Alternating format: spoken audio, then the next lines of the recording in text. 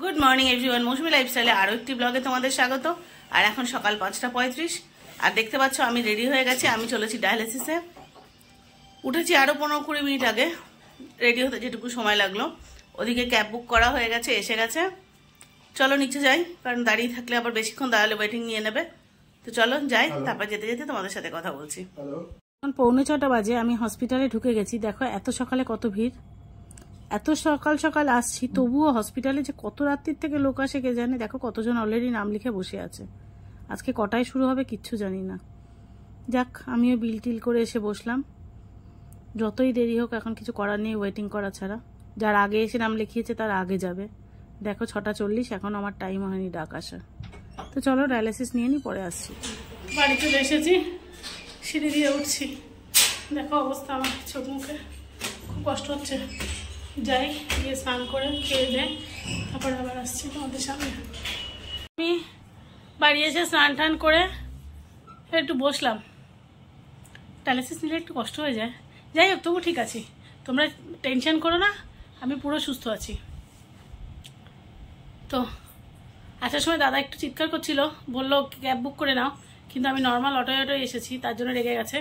কারণ অফিসে রয়েছে তো, অফিসে বললেও ভুল বলা হবে। অফিসে প্রজেক্টের কাজে দাদা রায়দিঘি গেছে, সেই জন্য সে ভোরবেলা বেরিয়েছে। মানে আমি বেরিয়েছি 5:35, আর দাদা বেরিয়েছে 6:10-15। মানে আমি বেরোনোর পরই। তো ফোন করছে, বারবার ফোন করছে, করে তারপর ওখানে ডায়ালিসিস ইউনিটের যে ম্যানেজার আছে তাকে ফোন করে বলছে যে জনদা ও তো বুক করছে না, তুমি একটু গাড়িটা বুক করে দাও। তারপর যখন রিপোর্ট নিতে গেছি তখন দেখি বলছে যে এরকম দাদা বলেছে গাড়ি বুক করে দিতে। আমি বলছি না না দাদা, আমি নিচে গিয়ে করে নিচ্ছি বলে। যাই হোক নিচে এলাম, এসে খানিকক্ষণ বসলাম, তারপরে চলে এসেছি অটোটা।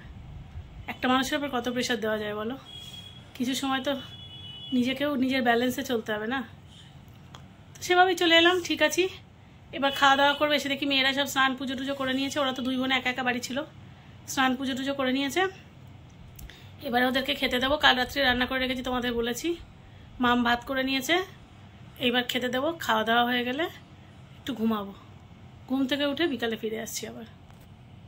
ঘুম থেকে উঠে গেছি, বেশ খানিকক্ষণ ঘুমালাম, অনেকক্ষণ ঘুমিয়েছি। এবার বেশ ফ্রেশ লাগছে। তো এসে একটু বারান্দায় দাঁড়ালাম, দাঁড়াও তোমাদের দেখাই। বাড়ির মধ্যে প্রিয় জায়গা এটা, মানে এইটুকু জায়গাতে আমি একটু বাইরের প্রকৃতিকে দেখতে পাই। দাঁড়ালাম, ভাবলাম তো ওদের সাথে একটু গল্প করি। এখনো তো বেলা রয়েছে, যাবো একটু ঠাকুর ঘরে যাবো। এদিকে সন্ধ্যাবেলা টিফিন করতে হবে। না আগে একটু 5 মিনিট দাঁড়িয়ে নি। দেখেছো, এই জন্য কথা বলতে পারছি না। আজকে সারাদিন এই আওয়াজ, কথা বলতে পারছি না। ঠিক আছে, আওয়াজ বন্ধ হোক, আমি তারপরে আবার আসছি। টিফিন করতে দেখো একটুখানি মানে ভারী খাবার করার জন্য ডিমের মধ্যে একটুখানি ম্যাগি সেদ্ধ করে দিয়ে পেঁয়াজ কুচিয়ে ওই অমলেট টাইপের করছি। আর ওদিকে লিকার চা বসিয়েছি। আমার সব বন্ধুদের অনুরোধে আমি দুধ চা খাওয়া ছেড়ে লিকার চা শুরু করেছি। সবাই বলছে মৌসুমী লিকার চা খাও, লিকার চা খাও। আমি কিন্তু দুধ চা খাওয়া ছেড়ে দিয়েছি, লিকার চা বসিয়েছি। তো চলো বাচ্চাদের জন্য এই অমলেটটা করছি, আর আমার জন্য লিকার চা বিস্কিট। তো চলো বাচ্চাদেরকে খাইয়ে নিয়ে, এদিকে সন্ধ্যা হয়ে গেছে।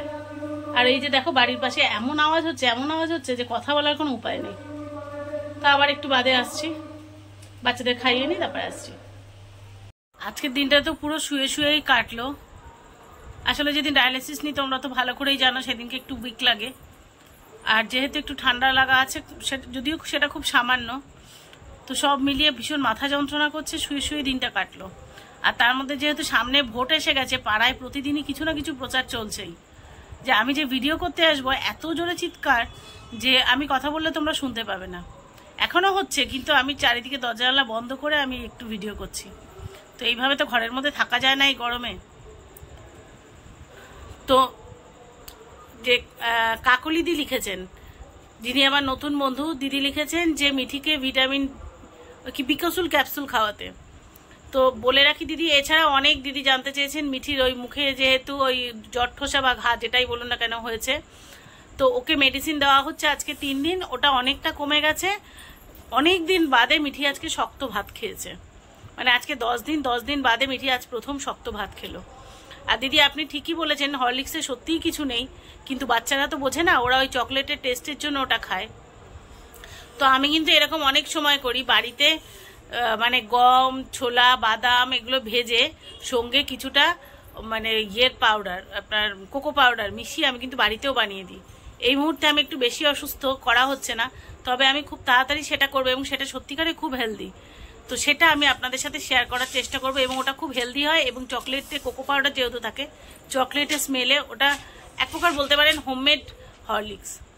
তো সেটা আমি করব, করে আপনাদের সাথে সেটা শেয়ার করার চেষ্টা করবো অ্যাটলিস্ট একটা শর্ট ভিডিওর মাধ্যমে। তো এই আর মামকে অনেক দিদিরা দেখতে চেয়েছেন, তো মামকে আমি দেখাবো রাত্রেবেলা। ও এখন গেছে মানে ওপরে ঠাকুর ঘরে, আর ওই একটু গেট ফেট ওপরে ছাদে তালা টালা দেওয়া হয়নি, সেই জন্য ওপরে ও গেছে। তো এটাই। মনিকাদি লিখেছেন, মনিকাদির হাজবেন্ডও রেনাল সেল কার্সিনোমা ছিল নয় আছে, আমি আবারও ভুল বললাম, ছিল, কারণ অপারেশনটা যখন হয়ে গেছে গত লাস্ট জুলাইয়ে, অর্থাৎ সেটা ছিলই বলা যায়। এবং 7 মাস পরে উনি টেস্ট করে দেখেছেন, ভালো রিপোর্ট। শুনে খুব ভালো লাগলো দিদি। জানেন এগুলো না ভীষণ ভরসা পাই। আসলে কি জানেন, আমি যেখানে ডায়ালিসিস নিই সেখানেও এক দিদি সম্ভবত 2018-র দিকে রেনাল সেল কার্সিনোমা ধরা পড়েছিল। উনি আজও, উনার তার মধ্যে একবার ট্রান্সপ্লান্ট হয়েছিল আগে, মানে 16-তে, তারপরে 18-তে রেনাল সেল কার্সিনোমা ধরা পড়ার পরে ওই দিদি ট্রান্সপ্লান্ট যে নতুন কিডনিটা বসেছিল সেটা ফেল করে যায়। তো উনি আর নতুন করে ট্রান্সপ্লান্ট হননি, সেই থেকে এখনো টিল নাও উনার কিন্তু ডায়ালিসিস চলছে এবং উনি ভালো আছে। তো এগুলো খুব রেয়ার কেস, আমরা 2-4টা দেখতেই পাই, কিন্তু মাঝে মাঝে ভাবি হয়তো আমার জন্য এই পজিটিভ মানে জিনিসটা অপেক্ষা করছে। আবার মাঝে মাঝে যখন একটা পজিটিভ শুনি তো 5খানা নেগেটিভ শুনি, তখন আবার নেগেটিভটা মাথায় এসে যায়। তো জানি না আমার জন্য পজিটিভ কি নেগেটিভ কি অপেক্ষা করছে। এখনো 3 মাস হয়নি, কারণ এই 21 তারিখ এলে তবে আমার 3 মাস পূর্ণ হবে এটা। আর আমার ডক্টর বলেছেন আমার 1 বছর বাদে ওই পেট সিটিটা করতে।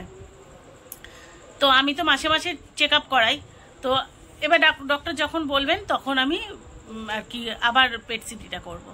তার আগে আর ওই পেট সিটিটা তো খুব একটা ভালো না। আর আপনারা অঙ্কোলজিস্টের সাথে যোগাযোগ করতে পেরেছিলেন, কারণ আপনার হাজবেন্ড সম্ভবত সিকেডি নন। আমি যেহেতু সিকেডি স্টেজ 5-এর পেশেন্ট, তাই আমার অঙ্কোলজিস্ট আমার কোনো আলাদা করে মেডিসিন প্রেসক্রাইব করবেন না এবং কেমো কিছুই চলবে না। তবে এটা ঠিক, এরকম ছোট্ট একটা টিউমার ছিল, বাদ গেছিল, এতটা অংশ উনি বাদ দিয়েছিলেন, আর সেই জন্য উনি ওপেন সার্জারি করেছিলেন যাতে কামব্যাক করার সম্ভাবনাটা যাতে একটু কমে। এখন জানি না সেটা কি আছে, দেখা যাক। এবার ডাক্তাররাও কখনো আপনার সিওরিটি দেবে না, মানে আমাকে অন্তত দেয়নি। ডাক্তার বলেছে যে দেখা যাক ফিরে আসে না ফিরে আসে, এটা তো ওনাদেরও হাতে নেই, শরীর কতটা কি রেসপন্ড করবে তার উপরে ডিপেন্ড করে। তো এরকম একটা পরিস্থিতিতে রয়েছে। তো কিছু কিছু পজিটিভ এই ধরনের রিপোর্টগুলো শুনলে না খুব ভালো লাগে। আর আমার তো ছোট্ট একটুখানি ছিল, আর আমি এই দেখেন মিঠির অবস্থা ভাগ। আর আমি যে দিদিটার কথা বললাম আমার ওই ডায়ালিসিস রুমে, ওই দিদির অনেক বড় ছিল, অনেক বড়, কিন্তু উনি কিন্তু 18 সাল থেকে আজ 24 সাল ওনার কিন্তু আর কামব্যাক করেনি। ওনারও রাইট কিডনিতে আছে, আমি বুঝতে পারছি না আমার রাইট কিডনিতে, আমার চেনা ওই দিদির রাইট কিডনিতে, মনিকা দি বলছেন ওনার হাজবেন্ডের রাইট কিডনিতে। তো রাইট কিডনিটাই কি বেশি এফেক্টেড হয়? তবে আমি কিন্তু এটা শুনেছি যে রাইট সাইডে কিন্তু পেইন হলে তখন কিন্তু মানে কিডনির কোনো প্রবলেম সেটা আইডেন্টিফাই করা যায়, শোনা কথা, আমার জানা নেই। তবে আমি যেগুলো শুনি সবারই কিন্তু প্রথম রাইট কিডনি থেকেই এফেক্টিভনেসটা শুরু হয়, হয়তো কিছু একটা ব্যাপার আছে। আর বলতে বলতে মাম চলে এসেছে, সবাই মামকে দেখতে চেয়েছিলেন অনেকদিন, মাম আন্টিরা অনেকদিন তোকে দেখেনি, দেখতে চেয়েছে। শরীর খারাপ 2 বোনেরই, তাই আর আসা হয় না। বলো, আসলে জ্বর তো, গলা ব্যথা, কথাই বলতে পারছি না আমি, কথা কি বলবো, জ্বর গলা ব্যথা, ওই জন্য মাম আর আসতে পারছে না। জলই খেতে পারছি না, কথা বলা, জল ঢোকে। তাও তো মাম বড় বলে একটু সহ্য করতে পারছে, যেটা মিঠি 10 দিন ভুগলো, মামের মনে হয় দিন 3 আজকে 3 দিন, আজকে 3 দিন, কিন্তু যাই হোক ও শক্ত আছে। মিঠিকে গরম জল করে খাচ্ছে, ও গরম জল করে নিজে নিজে খাচ্ছে, তারপরে নিজে নিজে গার্গেল করছে। আর মিঠি তো ছোট, মিঠির এখন আয়না দিয়ে উকি মারছে, মানে ও একটু সুস্থ হয়েছে, ও বুঝিয়ে দিচ্ছে যে ও সুস্থ হয়েছে, ওর দুষ্টুপনা শুরু হয়ে গেছে। ওই যে তো চলুন, রাত হয়ে গেছে, এবার একটু বাচ্চাদের খেতে দিই। এই যে এসে গেছে, এই যে ক্যামেরা দেখলেই হয়েছে, হাই করে দাও। তো ওদের খেতে দিই, তারপরে আমি আবার আসছি ফিরে। তো বন্ধুরা খাওয়া দাওয়া করে বিছানায় চলে এসেছি। আর ওই যে মিঠিকে দেখতে পাচ্ছ তোমরা আয়নায়, মিঠি চলে এসেছে। মিঠি আর আমি একসাথে শোবো নিচে। নিচে বিছানা করা আছে মোটা করে, কারণ আমাদের তো একটা ঘরে এসি, তাই একটা ঘরে আমরা শেয়ার করে শুই। মাম শোবে ওপরে। তো যাই হোক, এখন অনেক রাত হয়ে গেছে, প্রায় 11টা মতো বাজে। 11টা বাজে না মা? 11টা বাজে। একটু তাড়াতাড়ি এলাম, যে মানে ডায়ালিসিস নিয়েছি তো একটু উইক লাগছে, তবুও ঠিক আছি।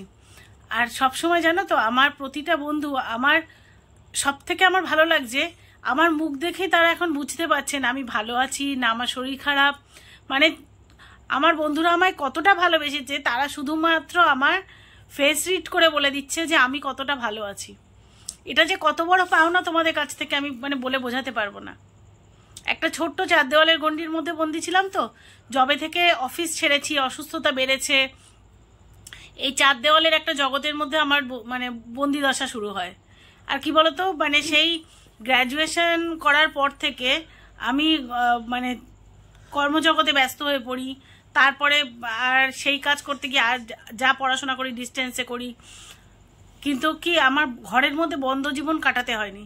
কিন্তু এই লাস্ট কয়েকটা বছর যখন শরীর খারাপটা বাড়ে, তখন আমার এই বন্ধ জীবন শুরু হয় এই ঘরের 4 দেওয়ালের মধ্যে। দাদা অফিসে বেরিয়ে যায়, বাচ্চারা স্কুলে বেরিয়ে যায়, তখন আমার প্রথম ইউটিউব চ্যানেল খোলা।